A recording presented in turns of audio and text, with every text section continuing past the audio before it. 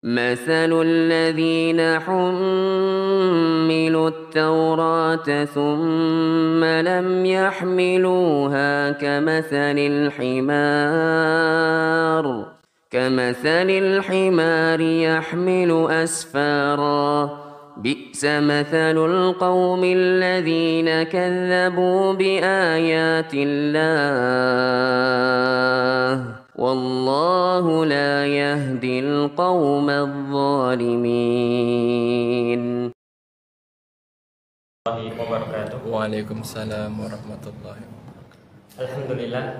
Alhamdulillahi hamdan katsiran thayyiban mubarakan fi mubarakan alaina kama yuhibbu rabbuna wa yarda.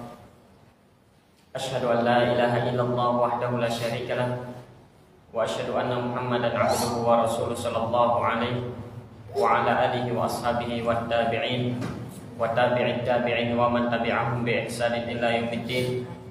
Qala Allah tabaraka wa ta'ala fil Qur'anil Karim, ya ayyuhalladzina amanu taqullaha haqqa tuqatih wa la tamutunna illa wa antum muslimun, amma ba'd.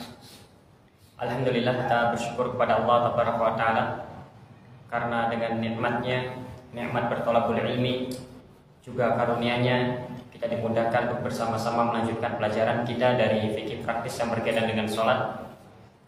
Kita dalam pembahasan yang berkaitan dengan i'tidal, di mana terakhir kita sampai atau tersisa sebuah pembahasan, yaitu di mana diletakkannya kedua tangan saat i'tidal, di mana Syekh bin Baz mengatakan bahwasanya wa yustahabbu an yad'a kulla minhum yadai ala sadrihi kama fa'ala fi qiyamihi qabla ruku', bahwa dianjurkan untuk meletakkan kedua tangannya di atas dadanya saat i'tidal sebagaimana yang dia lakukan saat berdiri sebelum ruku. Li thubuti ma yadullu ala dzalika 'an Nabi sallallahu alaihi wasallam, berdasarkan hadis yang datang dari Rasulullah sallallahu alaihi wasallam min hadis Wa'il bin Hujr wa Sahl bin Sa'ad radhiyallahu taala anhuma.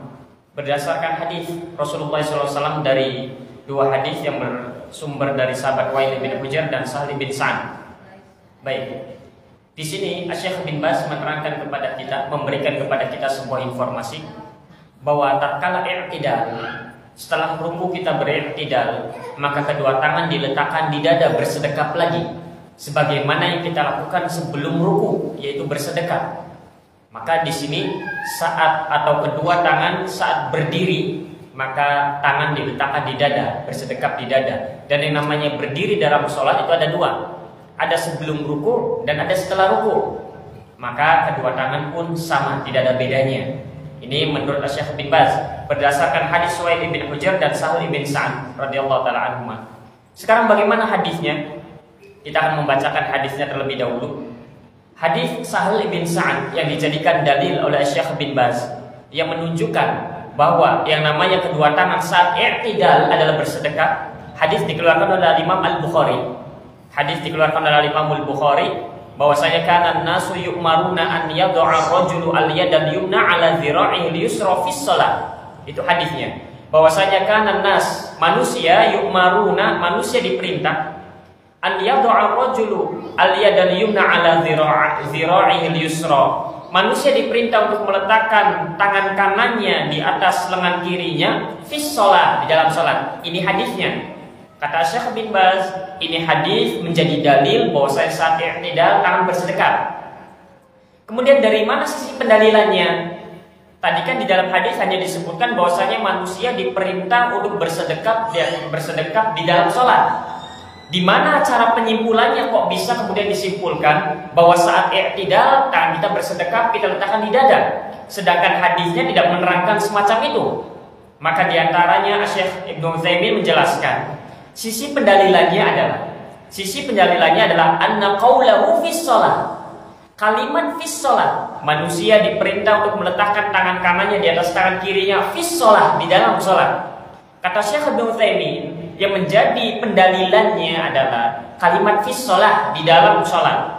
Ya'umu jami'a ajza'ihi, yang namanya fis shalah, di dalam salat, ini mencakup setiap gerakan-gerakan salat. Setiap gerakan-gerakan salat.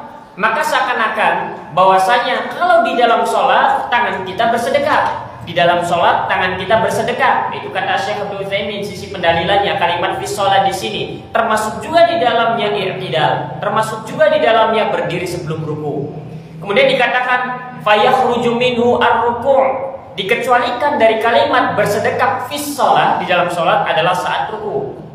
Kan Rasulullah SAW mengkabarkan manusia diperintah untuk bersedekah di dalam sholat. Maka secara asal di dalam sholat kita diperintah untuk bersedekah. Kemudian dikecualikan dari kalimat ini adalah saat ruku. Saat ruku li'anna wad'al yadi 'ala rukbatain. Dikecualikan saat ruku. Kenapa? Karena ruku tangan kita diperintah untuk memegang kedua lutut, bukan untuk bersedekah. Ruku tidak bersedekah, ruku memegang kedua lutut. Maka dikecualikan dari kalimat fis sholat bersedekah di dalam sholat kecuali ruku, karena kedua tangan saat ruku kita diperintah untuk memegang kedua lutut kita. Was sujud dikecualikan juga saat sujud, li'anna liyada 'alal ard, karena kedua tangan di bumi, di tanah. Saat sujud kita tidak bersedekah, saat sujud tangan kita di bawah.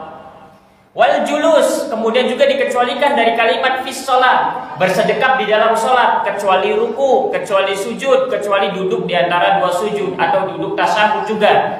Li'anna liyada 'ala fakhidain, karena kedua tangan dua-duanya ini kita letakkan di kedua paha kita. Fayabqa al-qiyam, yang namanya gerakan sholat itu berdiri, ruku, sujud, duduk. Berdiri, ruku, sujud, duduk. Berdiri mencakup berdiri sebelum ruku dan berdiri saat i'tidal. Kemudian ruku, kemudian sujud, kemudian duduk. Yang namanya gerakan sholat itu hanya ada 4 saja bentuknya. Nah, di sini Rasulullah mengkabarkan kepada kita bahwa manusia diperintah untuk bersedekah di dalam sholat. Di dalam sholat, di dalam 4 hal ini, kecuali ruku, kecuali sujud, dan kecuali duduk. Baik duduk di antara dua sujud atau duduk tasyahud. Tersisa satu tempat, yaitu berdiri. Dan yang namanya berdiri dalam sholat ada 2. Ada berdiri sebelum ruku dan ada berdiri setelah ruku. Maka kalau begitu kata Syekh Ibnu Utsaimin di sini, bahwasanya juga ada Syekh Ibnu Baz, bahwasanya tatkala berdiri itu maka tangan bersedekah. Begitu. Ini keumuman hadis, karena manusia diperintah untuk bersedekah di dalam sholat. Perintah untuk di dalam sholat. Dan yang namanya berdiri di dalam sholat ada 2, yaitu sebelum ruku dan setelah ruku, dan dua-duanya merupakan di dalam sholat dan diperintah untuk kemudian bersedekah. Itu hadis yang dijadikan dalil oleh Syekh bin Baz di sini dan beberapa para ulama yang menegaskan bahwa i'tidal itu adalah tangan bersedekah. Itu hadis Sahal bin Sa'ad. Maka pada kalimat fis sholat ini menunjukkan bahwa i'tidal itu bersedekah. Kalimat fis sholat bahwa manusia diperintah untuk bersedekah di dalam sholat. Yang namanya i'tidal di dalam sholat. Sebelum i'tidal pun di dalam sholat. Maka kedua namanya sama. Kemudian hadis yang kedua yaitu Wail bin Hujr. Rasulullah SAW bersabda, hadis dikeluarkan oleh Imam An-Nasa'i yang dijadikan dalil oleh Syekh bin Baz, akan dianjurkannya bersedekah saat i'tidal. Ra'aitu Rasulullah SAW, Wail bin Hujr, sahabat yang mulia, melihat Rasulullah SAW idza kana qiyaman fis shalah, apabila Rasulullah SAW berdiri di dalam sholat, qabadha bi yaminihi 'ala shimalihi, maka Rasulullah SAW menggenggam tangan kanannya, menggenggam tangan kirinya dengan tangan kanannya menggenggam tangan kirinya bersedekah. Kemudian ini dijadikan dalil oleh Syekh bin Baz, juga para ulama yang bersamanya yang berpendapat semacam ini, bahwa ini merupakan dalil yang jelas, yang tegas, yang menerangkan bahwa saat i'tidal tangan bersedekah. Apa hadisnya? Bahwasanya Wail bin Hujr, sahabat yang mulia, mengatakan, aku melihat Rasulullah SAW apabila berdiri di dalam sholat, Rasulullah menggenggam tangan kirinya dengan tangan kanannya bersedekah. Kemudian Syekh bin Baz menjelaskan, walaysa fihi tafriqun bainal qiyamil ladzi qabla ar-ruku' wal ladzi ba'da. Perhatikan kalimat aku melihat Rasulullah SAW ketika berdiri di dalam sholat. Ketika berdiri di dalam sholat. Kalau kita ditanya berdiri di dalam sholat itu apa saja, ada berapa? Maka jawabannya kita akan mengatakan ada 2, sebelum ruku dan setelah ruku, karena i'tidal pun berdiri. Maka Wail bin Hujr mengkabarkan bahwa aku melihat Rasulullah ketika berdiri di dalam sholat bersedekah, menggenggam tangan kirinya dengan tangan kanannya. Berdiri yang mana? Ya berdiri dua-duanya. Kata Syekh bin Baz, tidak ada perbedaan antara berdiri sebelum ruku dan berdiri setelah ruku. Maka bersedekap mencakup kedua berdiri itu. Fattadhaha bidzalika syumulu hadzal hadits lil halain jami'an. Hadis ini menjelaskan kepada kita bahwa dua berdiri dalam sholat itu mencakup semuanya, tercakup di dalam hadis yang mulia ini, bahwa dua berdiri itu ya posisi tangan sama. Kalau hadis yang pertama, bahwasanya di setiap gerakan sholat, dan gerakan sholat secara umum ada 4, berdiri, ruku, sujud, dan duduk, maka di setiap gerakan ini tangan kita itu di tempatnya masing-masing. Ketika ruku, tangan di lutut. Ketika sujud, tangan di tangan. Ketika duduk, tangan di paha. Ketika berdiri, tangan di mana? Bersedekap. Dan berdiri ada 2, sebelum ruku dan setelah ruku. Kalau memang yang namanya berdiri sebelum ruku yaitu bersedekap, dan berdiri setelah ruku yaitu i'tidal dibedakan tangannya, maka harus ada dalil. Harus ada dalil. Kenapa sama-sama berdiri tapi kedua tangannya beda? Kenapa berdiri sebelum ruku malah bersedekap, berdiri setelah ruku malah dibiarkan begini saja? Kan sama-sama berdiri. Begitu. Sehingga ketika dikatakan bahwa berdiri saat i'tidal adalah tangan dibiarkan, butuh dalil. Karena secara asal dalil malah menerangkan saat berdiri tangan bersedekap. Dan i'tidal pun merupakan berdiri, dan tidak ada perbedaan antara berdiri saat i'tidal dengan berdiri sebelum ruku. Sama-sama berdiri, mestinya kedua tangannya pun sama. Begitu kata Syekh bin Baz dan yang lain. Itu dalilnya yang kedua. Kemudian di antara alasan juga Syekh bin Baz dan juga Syekh Ibnu Utsaimin dan juga para ulama yang lain yang mengatakan dianjurkannya bersedekap saat i'tidal atau kedua tangan saat i'tidal itu bersedekap, karena yang namanya bersedekap ini lebih mendatangkan kekhusyuan dan juga seorang itu lebih tawadhu. Mereka mengatakan demikian karena ini dapat mendatangkan kekhusyuan. Maka kalau dibiarkan begini, maka yang lebih mendatangkan kekhusyuan adalah bersedekap, dan itu mendatangkan ketawadhuan juga. Baik, ini diantara pendalilan mereka. Ini diantara dalil yang dibawakan oleh Syekh bin Baz. Yang pertama pada kalimat fis shalah, di dalam sholat, dan tidak dibedakan antara berdiri di dalam sholat itu, sama-sama berdiri, tangannya pun harusnya sama. Kemudian juga hadis Wa'il bin Hujr, yang sahabat Wa'il bin Hujr mengatakan, aku melihat Rasulullah SAW idza kana qiyaman fis shalah, apabila berdiri di dalam sholat. Berdiri di dalam hadis ini tidak dijelaskan apakah berdiri sebelum ruku atau berdiri setelah ruku. Karena tidak dijelaskan, maka ini mencakup kedua berdiri tersebut. Kalau ingin dibedakan, harus ada dalil yang mengatakan bahwa berdiri ini maksudnya sebelum ruku, berdiri ini maksudnya setelah ruku, harus ada dalil. Dan di sana tidak ada dalil yang menerangkan tentang hal tersebut. Maka keumuman ini maka biarkan sebagaimana datangnya.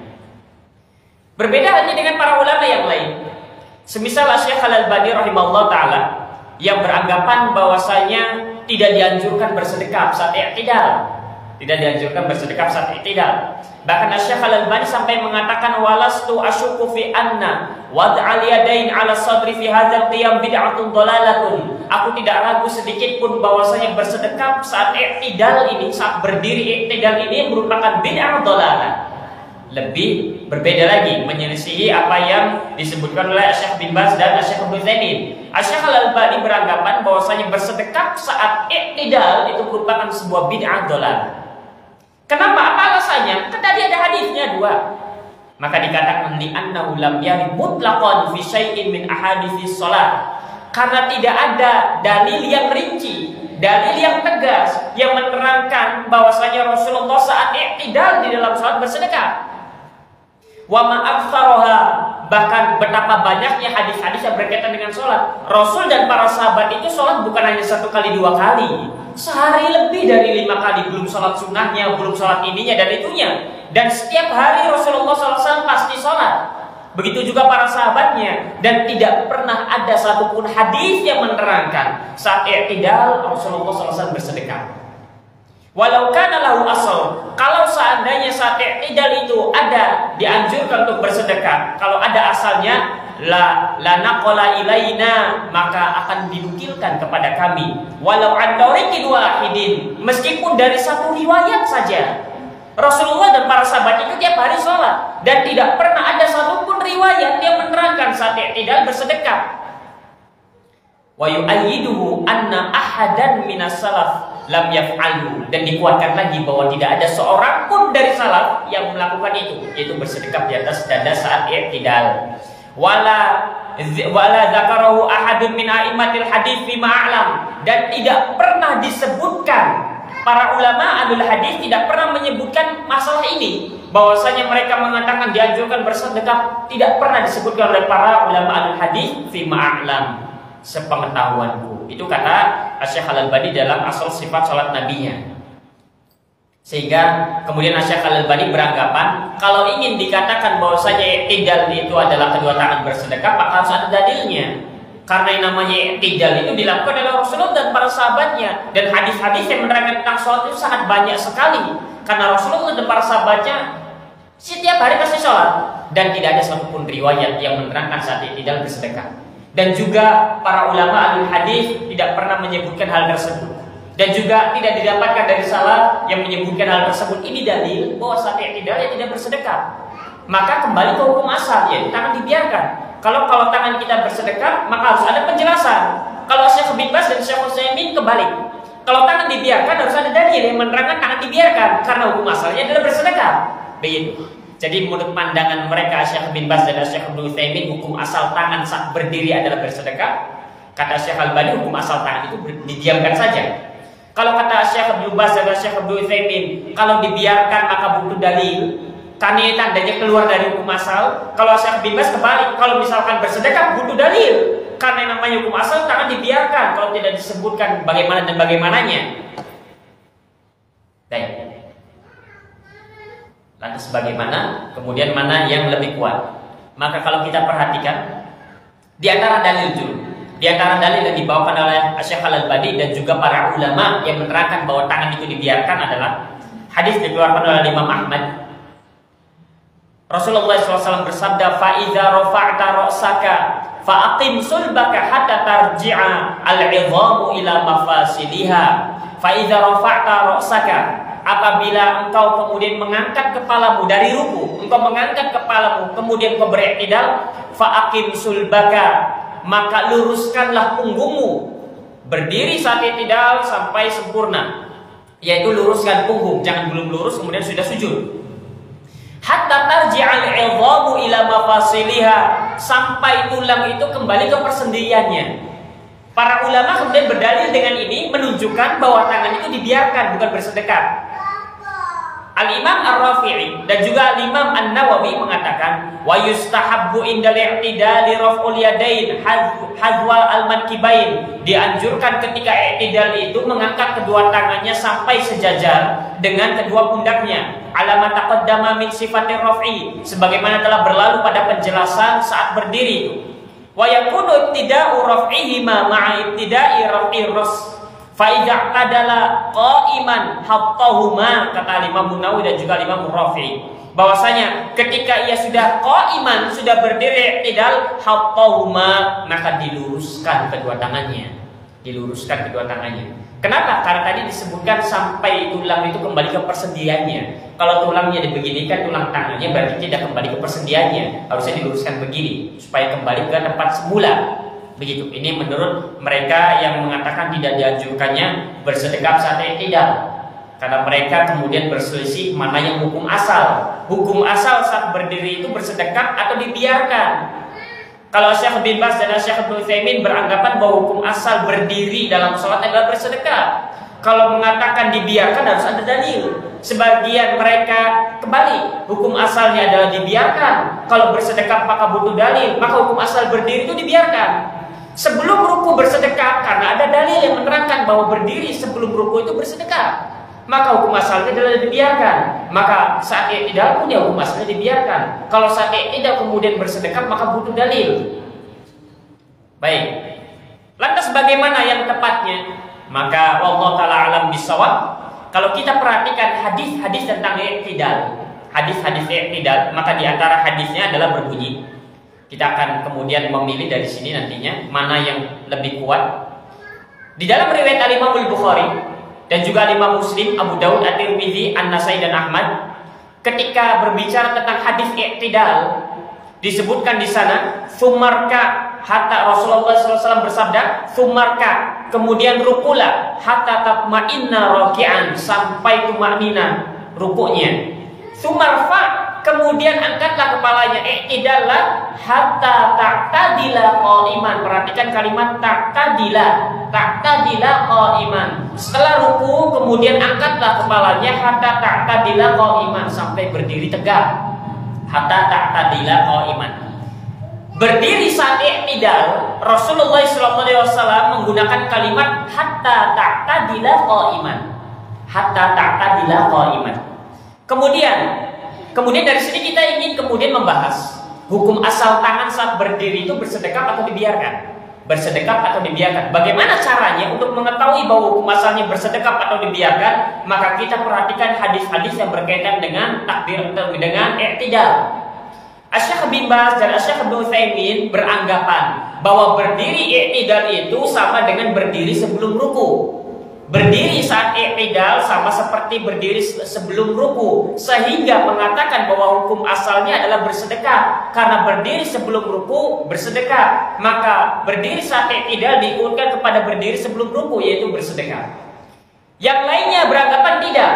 Berdiri saat i'tidal itu hukum asalnya tangan dibiarkan. Kenapa? Karena berdiri saat i'tidal itu bukan sama seperti sebelum ruku, tapi sama seperti sebelum takbiratul ihram. Tangan kita sebelum takbiratul ihram, tangan kita dibiarkan. Kemudian takbiratul ihram, kemudian bersedekah. Maka di sini kalau kita perhatikan ada 3 berdiri. Pertama, berdiri sebelum takbiratul ihram tatkala kita sudah menghadap kiblat. Kemudian berdiri saat takbiratul ihram, setelah takbiratul ihram yang membaca Al-Fatihah dan sebagainya. Kemudian berdiri saat i'tidal. Sekarang pertanyaannya, berdiri saat i'tidal ini ngikut berdiri sebelum ruku atau ngikut berdiri sebelum takbiratul ihram? Sehingga nanti ketika kita ikutkan ini sebelum ruku, maka hukum asalnya bersedekah. Kalau kita katakan berdiri saat i'tidal ini diikutkan sebelum takbiratul ihram, maka tangan dibiarkan. Karena sebelum sholat kita tangan dibiarkan begini menghadap kiblat. Kemudian tatkala takbiratul ihram baru kita bersedekah. Baik. Bagaimana kemudian cara kita mengetahui berdiri ini sebenarnya ikut berdiri yang mana agar kita bisa mengetahui tangannya? Kalau berdiri i'tidal disamakan dengan berdiri sebelum ruku, maka jelas tangannya bersedekah. Kalau berdiri saat i'tidal disamakan dengan berdiri sebelum takbiratul ihram, maka tangan dibiarkan. Maka dengan cara melihat hadis yang berkaitan dengan i'tidal. Dan Rasulullah SAW ketika berbicara tentang hadis i'tidal, Rasulullah menggunakan kalimat hatta ta'tadila qa'iman. Kalimat ta'tadila qa'iman. Kemudian, dan ternyata kalau kita perhatikan lafaz hadis i'tidal ini, berdirinya itu ternyata sama seperti berdiri sebelum takbiratul ihram, bukan berdiri sebelum ruku. Sehingga kemudian diambil garis tengah di sana bahwa yang namanya i'tidal itu gerakan tangannya sama sebagaimana sebelum kita takbiratul ihram, yaitu dibiarkan. Dan hadis yang menyebutkan tentang berdiri sebelum takbiratul ihram di dalam riwayat Al-Imam Ibnu Majah disebutkan dengan kalimat kana idza qama fi shalah. Rasulullah SAW apa berdiri ingin mengerjakan sholat, i'tadala qa'iman. Rasulullah berdiri tegak. Ya, kalimatnya sama. I'tadala qa'iman wa rafa'a yadayhi hatta yuhadziya bi mamankibai. Summa qala Allahu Akbar. Kemudian Rasul mengangkat kedua tangannya sampai sejajar dengan pundaknya, kemudian mengucapkan Allahu Akbar. Lihat kalimatnya, apabila Rasulullah SAW berdiri di dalam sholat, i'tadala qa'iman, sama seperti lafaz saat i'tidal. Sehingga dari sini kemudian berdiri saat i'tidal itu tidak diambil, tidak kemudian disamakan dengan berdiri sebelum ruku, tapi berdiri saat i'tidal disamakannya dengan berdiri sebelum takbiratul ihram. Kenapa? Karena hadisnya, lafaznya ada kesamaan di sana. Adapun berdiri saat setelah takbiratul ihram maka lain lagi kalimatnya. Sehingga dari sini kemudian ketika dikatakan bahwa hukum asal berdiri adalah bersedekah, hukum asal berdiri adalah dibiarkan, kita butuh dalil yang lain. Maka dari dalil yang ini kita bisa kemudian menyimpulkan bahwa hukum asal berdiri adalah dibiarkan.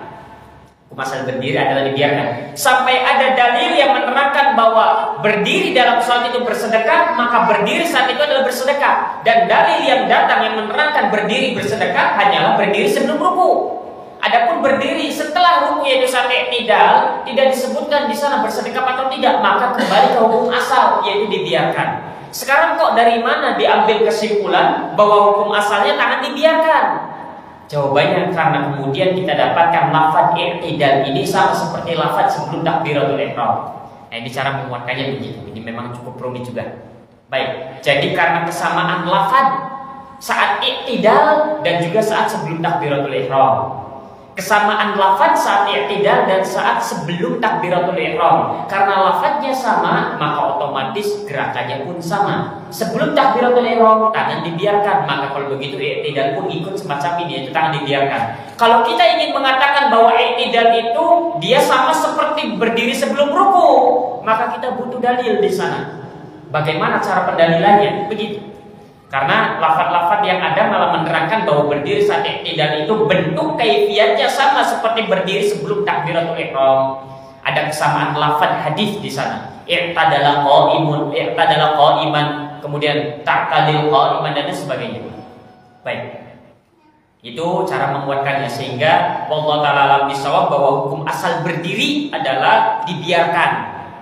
Kalau kita ingin mengatakan bersedekah, maka harus ada dalil di sana yang tegas. Contohnya berdiri sebelum ruku, ada dalil yang tegas bersedekah, maka berdiri sebelum ruku bersedekah.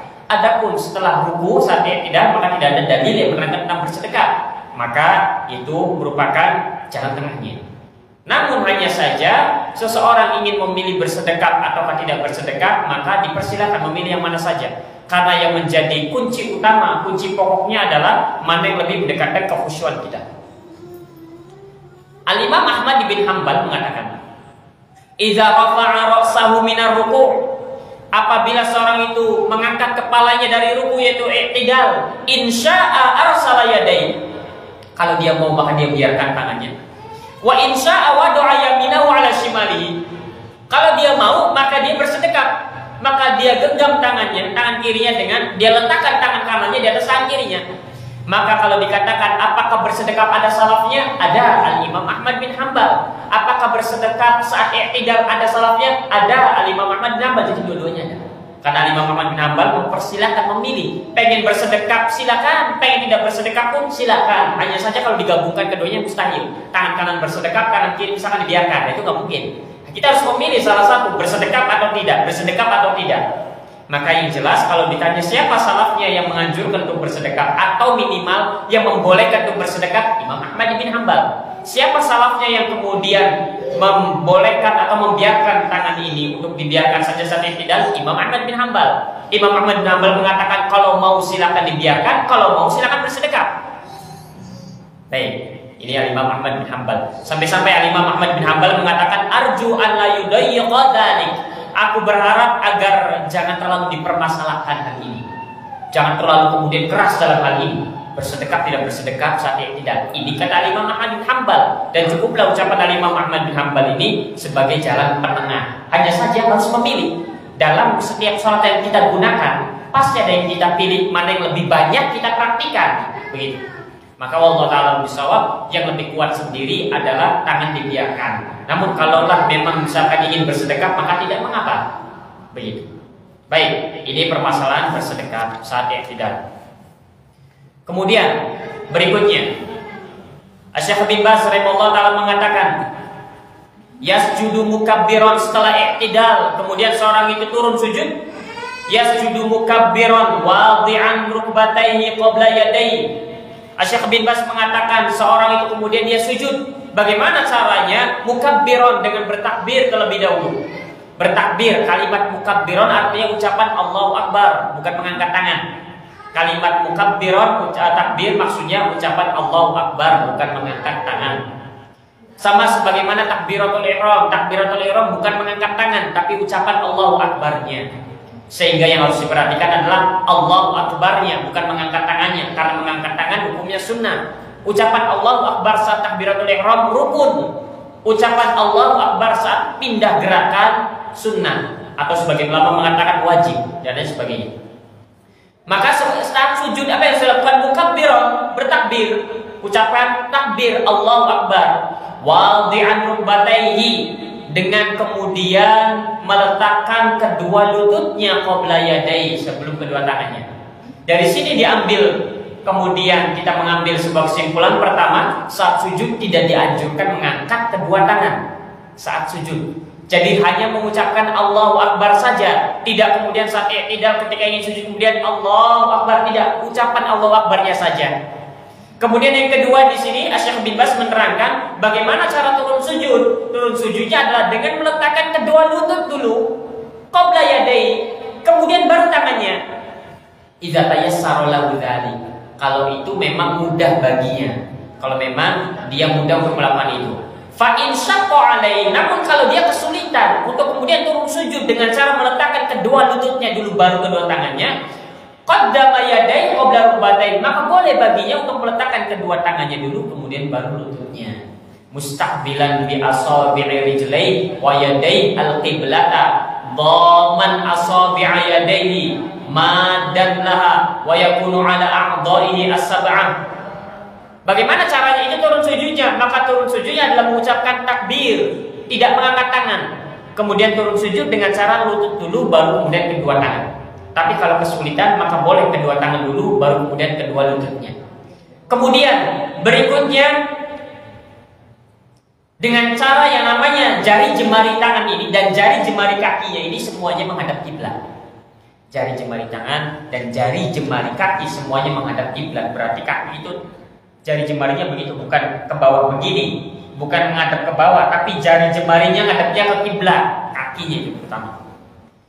Dhaman asabi'a yadain, dengan kemudian menggenggam jari jemari tangannya saat mengangkat takbir, saat mengangkat kedua tangan saat takbiratul ihram atau mengangkat kedua tangan di beberapa tempat dianjurkan, maka tidak dianjurkan untuk menggenggam tangan. Menggenggam, menempelkan semuanya, tapi biasa saja begini. Tidak terlalu lebar, tidak terlalu rapat. Hanya saja saat sujud maka dianjurkan untuk menempel semua rapat begini tangannya. Direpet, didapatkan semuanya. Madan laha, kemudian dibentangkan, kemudian dirapatkan, tidak kemudian begini atau tidak kemudian begini, tapi rapat saat sujud, Wa yakunu ala a'dha'i as-sab'ah, kemudian sujud di atas 7 anggota badan. 7 anggota badannya harus kena. Satu saja tidak kena maka tidak sah sholatnya. Ini rukun. Apa saja 7 anggota badan itu? Al-jabhatu ma'al anaf, yaitu kemudian dahinya disertai dengan hidungnya. Dahi dan hidung. Dahi dan hidung pertama. Wal yadain, kedua tangan. 1, 2, kedua tangannya, telapak kedua tangannya. Berarti 3. Warukbatain, kedua lututnya, berarti 5. Kemudian wabutun asabi'ir rijlain, kemudian juga 2 butun asabi'ir rijlain, kemudian 2 bagian kakinya ini. Apa namanya ya? Ini bagian kaki yang sebelah sini ini. Perut kakinya itu, perut jari jemari kakinya. Maka itu yang harus kena. Maka ini 7 anggota sujud yang mesti kena dan mesti nempel ke tanah. Pertama dahi dan hidung. Hanya saja untuk hidung ini para ulama, mayoritas ulama mengatakan sunnah hukumnya yang paling ditekankan adalah dahinya. Kalau dahinya tidak nempel, hidungnya saja nempel, sholatnya tidak sah. Maka yang paling utama adalah dahinya, yang sempurna adalah dahi dan hidungnya. Namun dahi mayoritas ulama mengatakan sunnah. Kemudian kedua tangannya pun harus kemudian nempel ke tanah. Kalau diangkat satu saja saat sujud, diangkat satu tidak sah sholatnya. Kemudian juga kedua lututnya harus nempel ke tanah sini, harus nempel ke bawah kedua lututnya. Kalau diangkat satu saja kedua lututnya maka tidak sah. Begitu juga punggung kakinya, bagian kaki yang perlu nempel, bagian kakinya. Kalau kaki diangkat satu saja maka tidak sah sholatnya nantinya. Baik, sedikit kita ingin membahas terkait dengan turun sujud. Mana yang lebih utama turun sujud itu? Lutut dulu kemudian baru kedua tangan, atau kedua tangan dulu baru kemudian kedua lutut? Maka di sini ada perbedaan pendapat di kalangan para ulama. Secara asalnya juga ada perbedaan pendapat para ulama. Syekh bin Baz sendiri dan juga beberapa para masyayikh di sana, mereka beranggapan bahwa yang dianjurkan adalah meletakkan kedua lutut dulu baru kedua tangannya. Syekh Al-Albani di sana beranggapan bahwa yang dianjurkan, yang disunahkan adalah meletakkan kedua tangannya dulu kemudian baru kedua lututnya, kebalikannya. Baik, kalau kita kemudian runut ke atas, maka yang berpandangan bahwa dianjurkan untuk turun sujud adalah lutut dulu, maka ini merupakan pendapat mayoritas ulama. Jumhur ulama dari kalangan mazhab Syafi'i, Hanafi, dan juga sebagian riwayat dari Imam Ahmad, dan juga ini merupakan pendapatnya sahabat yang mulia Umar bin Khattab. Dan juga ini merupakan pendapat sahabat yang mulia Abdullah bin Mas'ud, dan juga Ibrahim An-Nakhai, kemudian Abu Kilabah, Ibnu Sirin, Sufyan Ats-Tsauri. Kemudian Al-Imam Ibnu Qayyim, Syekh Ibnu Baz dan Syekh Ibnu Utsaimin pun berpandangan semacam ini, bahwa yang dianjurkan, yang disunahkan adalah meletakkan kedua lutut dulu kemudian baru kedua tangan. Berdasarkan hadis yang dikeluarkan oleh Imam An-Nasa'i dan juga Tirmidzi dan juga yang lainnya, Al-Imam Abu Daud juga, dari Wail bin Hujr, ra'aitu Nabi sallallahu alaihi wasallam idza sajada, aku melihat Rasulullah sallallahu alaihi wasallam kalau sujud, kalau turun sujud, wa do'a rukbatayhi qabla yadayhi. Aku melihat Rasulullah itu kalau turun sujud meletakkan kedua lututnya dulu, kemudian sebelum kedua tangannya. Al-Imam Tirmidzi mengatakan, Al-Imam Tirmidzi karena hadis ini juga dikeluarkan oleh Al-Imam Tirmidzi, Al-Imam Tirmidzi mengomentari, wal amalu alaihi inda aktsari ahli ilmi, bahwasanya hadis ini diamalkan oleh kebanyakan para ahli ilmu. Hadis ini diamalkan oleh kebanyakan para ahli ilmu. Yarawna an yad'a ar-rajulu rukbatayhi qabla yadayhi. Di mana mereka kebanyakan para ahli ilmu ini, mayoritas ulama ini, mereka berpandangan bahwasanya saat sujud itu meletakkan kedua lututnya dulu kemudian baru kedua tangannya. Kedua lututnya dulu sebelum kedua tangannya. Wa idza nahadha rafa'a yadayhi qabla rukbatayhi, dan ketika bangkit maka yang pertama diangkat adalah kedua tangannya dulu sebelum kedua lututnya. Jadi kalau turun lutut dulu kemudian tangan, kalau bangkit tangan dulu kemudian lutut. Begitu kata Al-Imam At-Tirmidzi ketika mengomentari hadis ini. Al-Imam Al-Khattabi mengatakan, fadzahaba aktsarul ulama'i ila wad'i ar-rukbataini qabla al-yadayn, bahwasanya mayoritas ulama berpendapat dianjurkannya untuk meletakkan kedua lututnya sebelum kedua tangannya. Dari sini kita ingin menyebutkan bahwasanya ini merupakan pendapat mayoritas ulama. Wa hadza arfaqu bil musalli wa ahsanu fi syakli wa fi ra'yil aini, karena hal ini lebih mudah untuk dilakukan. Lebih mudah untuk dilakukan, turun lutut dulu kemudian baru tangan, dibandingkan kalau tangan dulu baru lutut. Kemudian dikatakan wa ahsanu fi syakli, dan lebih indah dilihat, lebih indah gerakannya dilihat. Kalau misalkan turun lutut dulu kemudian tangannya.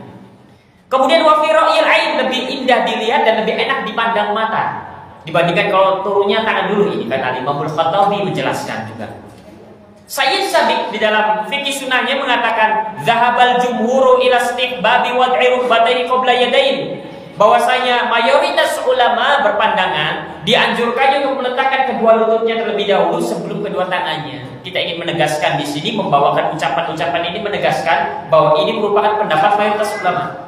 Di antara sahabat juga ada, yaitu Umar bin Khattab, Abdullah bin Mas'ud yang melakukan hal ini. Sehingga kalau kita melihat ada orang yang turun sujud lutut dulu dan ternyata berbeda dengan kita, jangan ingkari, karena itu pendapat mayoritas ulama masalahnya.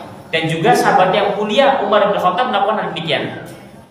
Al-Imam Syafi'i di dalam kitabnya Al-Um mengatakan, wa uhibbu an yabtadi al-takbira qa'iman, aku suka ketika seorang itu turun sujud maka dimulai dengan bertakbir saat berdiri. Ketika berdiri Allahu Akbar. Wa yanhaqu makanahu sajidan, kemudian sujud pada tempatnya, tidak loncat atau tidak geser. Tsumma yakunu awwalu ma yad'u 'alal ardi min rukbatayhi tsumma yadayhi tsumma wajhahu, kata Imam Syafi'i. Dan aku suka kalau seorang sujud itu yang pertama kali nempel di tanah adalah kedua lututnya, kemudian kedua tangannya, kemudian baru wajahnya, baru kepalanya. Ini kata Imam Syafi'i. Kemudian dikatakan wa in wada'a wajhahu qabla yadayhi aw yadayhi qabla rukbatayhi karihtu dzalika wala i'adata wala sujuda sahwin alaihi. Sekarang bagaimana kalau turun sujudnya tidak seperti yang disebutkan tadi? Turun sujudnya adalah dengan meletakkan kemudian lututnya dulu, tapi kemudian kepalanya baru tangannya. Lutut, kepala baru tangan. Ini kata Imam Syafi'i. Maka kata Imam Syafi'i, aku tidak menyukai hal tersebut. Atau misalkan turun sujudnya dengan meletakkan kedua tangannya dulu kemudian baru kedua lututnya, maka ini pun tidak disukai, namun tidak dianjurkan untuk mengulang sholatnya. Jadi di sini Imam Syafi'i menyebutkan bahwa yang paling disukai oleh Imam Syafi'i adalah meletakkan kedua lutut, kemudian kedua tangan, kemudian kepala. Kalau ada orang yang turun sujud lututnya dulu, kemudian kepala, kemudian tangan, ya silakan saja, tidak mengapa, tapi tidak disukai. Tapi boleh-boleh saja, tidak masalah. Namun makruh menurut Imam Syafi'i.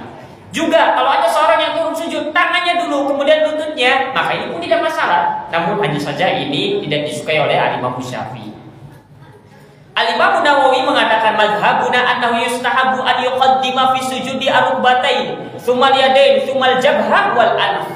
Bahwasanya mazhab kami, pendapat yang kami pegang adalah dianjurkan untuk mendahulukan ketika sujud itu kedua lututnya, kemudian kedua tangannya, kemudian dahinya, dan juga kemudian hidungnya. Itu urutannya. Jadi urutan turun sujudnya bagaimana? Lututnya, tangannya, dahinya, jidatnya, kemudian baru hidungnya. Al-Imam Ibnu Qudamah dari mazhab Hambali mengatakan, wa yakunu awwalu ma yaqa'u minhu 'alal ardi rukbatahu, bahwa pertama anggota tubuh pertama yang menyentuh tanah, menyentuh bumi ini saat sujud adalah rukbatahu, yaitu kedua lututnya. Tsumma yadahu, kemudian kedua tangannya. Tsumma jabhatuhu wa anfuhu, kemudian dahinya, jidatnya, kemudian hidungnya. Begitu. Ini dalam mazhab Hambali juga ada kesamaan. Begitu juga Syekh bin Baz mengatakan wal afdal an yuqaddima rukbatayhi qabla yadayn inda hitatihi lisujud. Hadza huwal afdal, bahwa yang afdal, yang utama adalah untuk mendahulukan kedua lutut sebelum kedua tangannya ketika turun sujud. Ini yang utama, ini yang utama. Dan seterusnya. Syekh Ibnu Utsaimin pun mengatakan hal serupa. Baik. Itu pandangan yang menegaskan bahwa turun sujud adalah dengan cara lututnya dulu, kedua tangannya, dahinya, kemudian hidungnya. Dan ini merupakan pendapat mayoritas ulama. Kemudian Said Sabiq mengatakan, menginformasikan kepada kita wazahaba Malik, bahwa Al-Imam Malik, mazhab Maliki, Al-Imam Malik dan juga mazhab Maliki diantaranya mereka berpendapat wal Auza'i dan Al-Imam Al-Auza'i wa Ibnu Hazm dan juga Imam Ibnu Hazm ila istihbabi wad'il yadaini qabla rukbataini wa huwa riwayatun an Ahmad. Mereka menganjurkan bahwa saya turun sujud itu adalah dengan cara meletakkan kedua tangannya terlebih dahulu sebelum kedua lututnya. Dan ini juga merupakan pendapat yang dipegang oleh Asy-Syaikh Al-Albani rahimahullah taala. Al-Imam Al-Auza'i mengatakan adraktun nasa yad'una aydiyahum qabla rukabihim. Al-Imam Al-Auza'i mengatakan, seorang tabi'in mengatakan, aku mendapati para ulama yang didapatkan oleh Al-Imam Al-Auza'i, yang dilihat oleh Al-Imam Al-Auza'i, mereka meletakkan kedua tangan mereka terlebih dahulu sebelum kedua lututnya. Kemudian dikatakan oleh Imam Ibnu Abi Dawud, wa huwa qaul ashabil hadis, bahwa ini merupakan pendapatnya para ahli hadis. Jadi para ahli hadis mereka kemudian lebih mendahulukan kedua tangannya dibandingkan kedua lututnya, menyelisih mayoritas fuqaha. Mana dalilnya? Mereka berdalil dengan hadis yang dikeluarkan oleh Imam Abu Dawud. Ini yang menariknya, Imam Abu Dawud kemudian membawakan dua hadis ini. Hadis yang menerangkan tentang lutut dulu baru tangan, kemudian berikutnya tangan dulu baru lutut. Imam Abu Dawud. Dari Abu Hurairah radhiyallahu taala anhu, Rasulullah SAW bersabda, "Idza sajada ahadukum fala yabruk kama yabrukul ba'ir." Apabila salah seorang di antara kalian turun sujud, maka janganlah turun seperti unta yang menderun, seperti unta turun.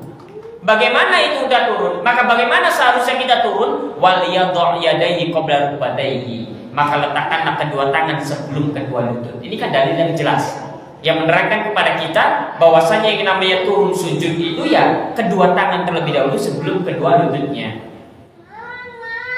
Hanya saja kemudian mayoritas ulama mengomentari hadis ini bahwa penggalan yang terakhir itu bukan hadis. Penggalan yang terakhir itu bukan dari Rasulullah SAW, namun penggalan yang terakhir itu merupakan ijtihadnya Abu Hurairah. Kalimat waliyadhu yadayhi qabla rukbatayhi ini bukan kalimat yang berasal dari Rasulullah. Hendaknya meletakkan kedua tangannya dulu sebelum kedua lututnya. Namun ini merupakan pendapatnya Abu Hurairah. Yang sahih adalah hadis idza sajada ahadukum fala yabruk kama yabrukul ba'ir. Itu yang sahih sampai situ. Itu hadis Rasulnya sampai situ. Bahwa ketika salah seorang di antara kalian ingin sujud, maka janganlah turun sujud seperti menderumnya unta. Kemudian yang dibahas, diperbincangkan oleh para ulama, bagaimana unta itu turun. Bagaimana unta itu turun? Unta turunnya bagian depannya dulu atau belakangnya dulu? Kalau unta turun belakangnya dulu, kemudian depannya, maka kita jangan mengikuti unta. Maka kita bagian depannya dulu, kemudian bagian belakangnya. Baik. Kemudian ternyata ketika kita melihat video unta turun atau melihat langsung unta turun, maka sekarang sudah sangat mudah sekali. Maka kalau kita perhatikan unta itu turun, maka yang turun adalah bagian depannya dulu, kemudian belakangnya. Bagian depannya dulu, kemudian belakangnya. Unta ada 4. Kemudian yang turun pertama depannya dulu, Rasul memerintahkan kita, kalau kamu turun sujud jangan seperti turunnya unta. Unta turunnya bagian mana dulu? Depan dulu. Kalau begitu kita harus menyelisih unta, yaitu belakangnya dulu baru depannya. Begitu. Kemudian para ulama membantah yang mengatakan turun tangan dulu kemudian belakang dulu. Tapi kan bagian depan unta itu lutut, bukan tangan. Bagian depan unta itu lutut. Kalau begitu ya kita tangan dulu. Karena unta sekalipun bagian depan dulu yang turun, tapi bagian depan lututnya unta itu ada di depan.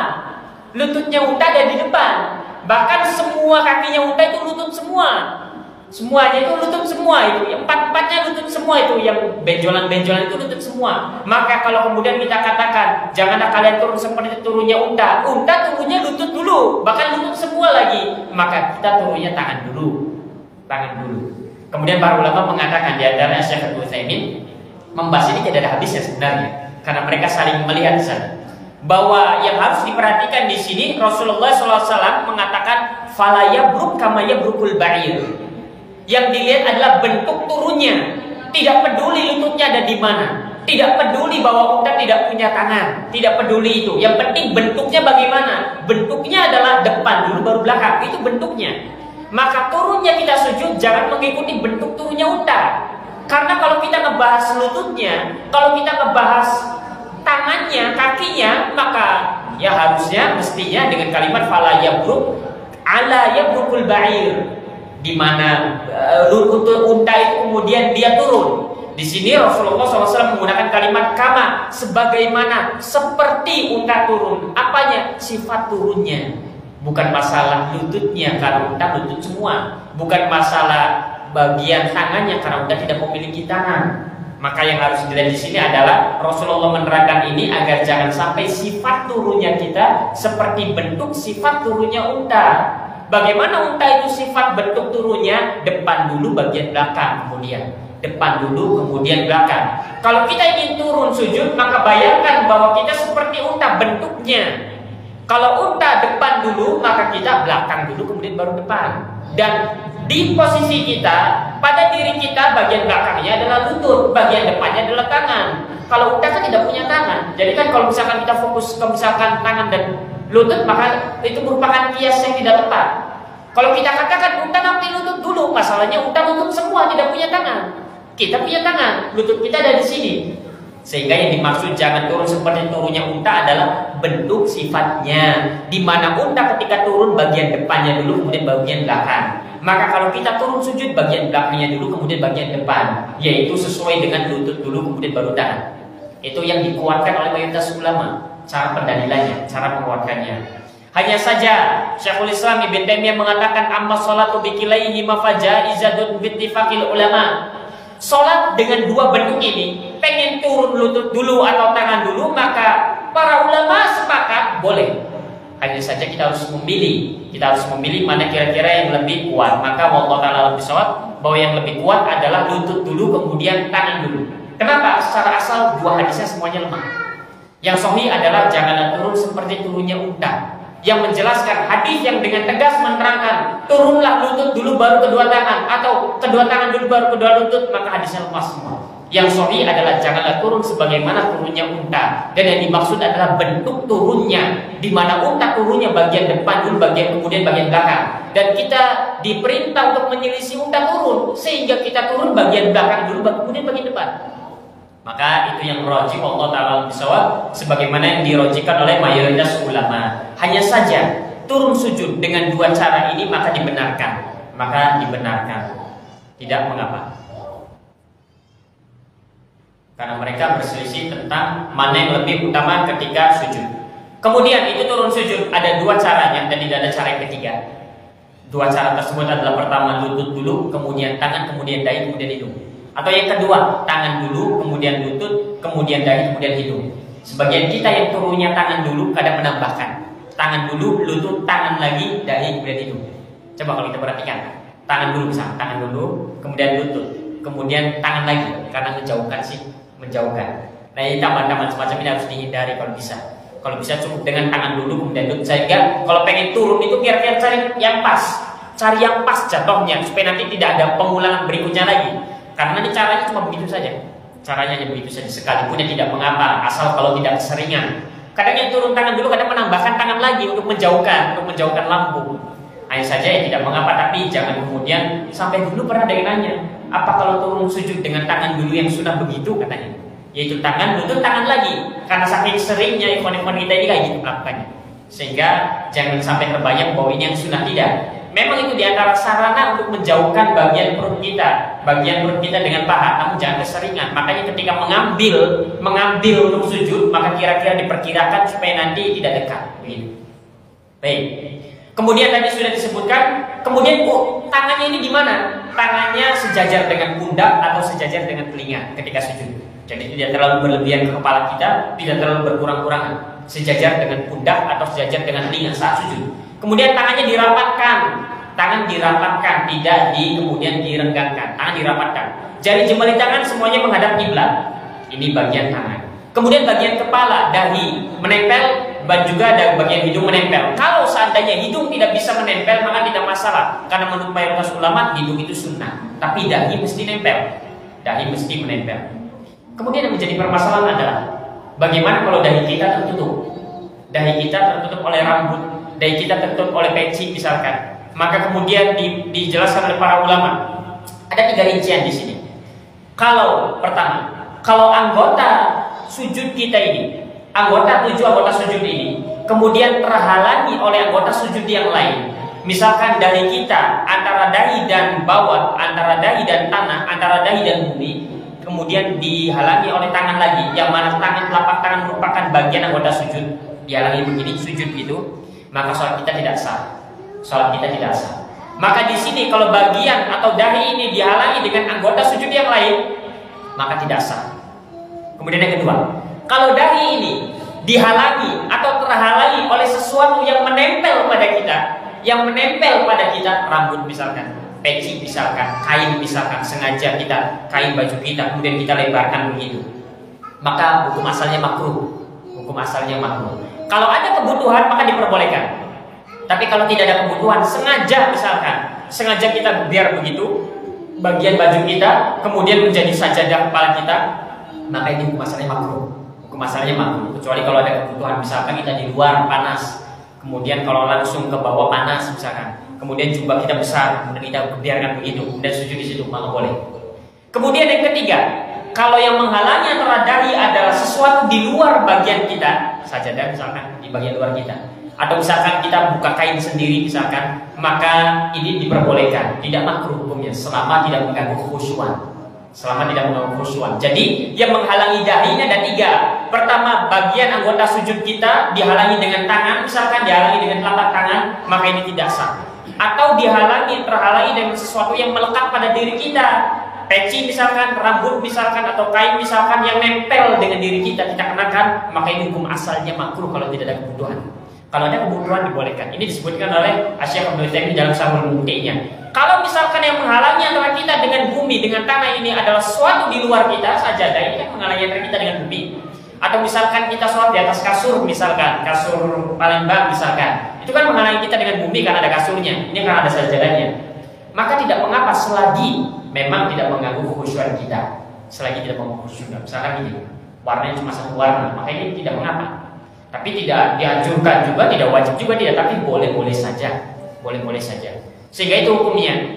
Begitu pula misalkan kita sholat di atas ranjang misalkan, kasur misalkan, di atas ranjang kasurnya tidak nempel di bawah. Sholat di atasnya, maka boleh-boleh saja selagi ketika turun sujud kemudian bagian ini semua nempel semuanya di ranjang itu. Jadi boleh, nggak masalah. Sekalipun ranjangnya ngangkat di atas bumi, itu tidak masalah. Wallahu ta'ala bishawab. Mungkin ini kemudian nanti akan kita lanjutkan pada pertemuan yang akan datang. Selanjutnya, wallahu ta'ala bishawab. Mungkin yang bisa kita sampaikan, barangkali ada 1-2 pertanyaan, maka dipersilakan.